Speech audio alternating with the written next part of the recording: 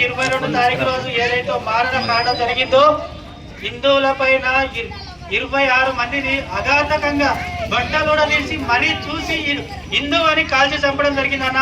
మీరు ఒకటే ఆలోచన చేయాలి.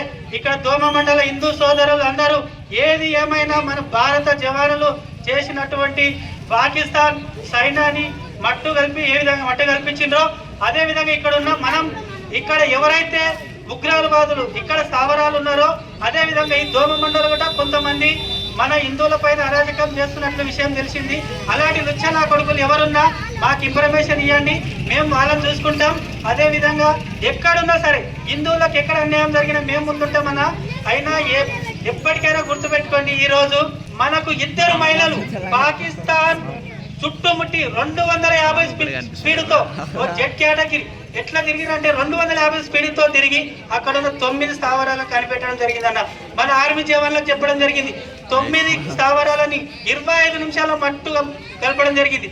ఇప్పుడు పాకిస్తాన్ లుచ్చనా కొడుకులు బయటికి రానికి భయపడుతున్నా, ఎక్కడ బాంబు పడతాడో ఎక్కడ చచ్చిపోతాం అనా. ఇక్కడ ఉన్న హిందువులకు ఒకటే చెప్తా ఉన్నా, ఇక్కడ ఉన్న మనం అందరం కాంగ్రెస్ కానివ్వండి, టీఆర్ఎస్ కానీ, బీజేపీ కానీ ఇక్కడ బాంబు పడితే ప్రతి ఒక్కడు చేస్తాడన్నా. ఇక్కడ ఉన్న ప్రతి ఒక్కరు హిందువుకు చెప్తా ఉన్నా, మనం అందరం ఐక్యం కావాలి. ఐక్యం అయినప్పుడే ఇక్కడ అందరం హిందువులం అందరం బాగుంటామన్న. దానిపైన దృష్టి పెట్టుకొని అన్నా ఇప్పుడు ఈ రాష్ట్రంలో కూడా ఈ 200కు పైన పాకిస్తాన్ లుచ్చనా కొడుకు వీసా అయిపోయినా కానీ ఇంకా మన ఇండియాలోనే హైదరాబాద్ అక్రమంగా ఉన్నారన్న.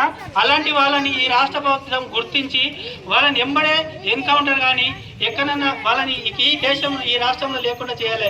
లేని పక్షాన రానున్నది నరేంద్ర మోడీ ప్రభుత్వం. అక్కడ ఉత్తరప్రదేశ్ లో యోగి బుల్డోజర్లు ఏ విధంగా తిప్పిండో ఈ రోజు అదే విధంగా ఈ యొక్క నరేంద్ర మోడీ ఈ తెలంగాణ రాష్ట్రంలో కూడా అదే విధంగా బుల్డోజర్ల బదులు రోలర్లు కూడా దిగుతాయన్న.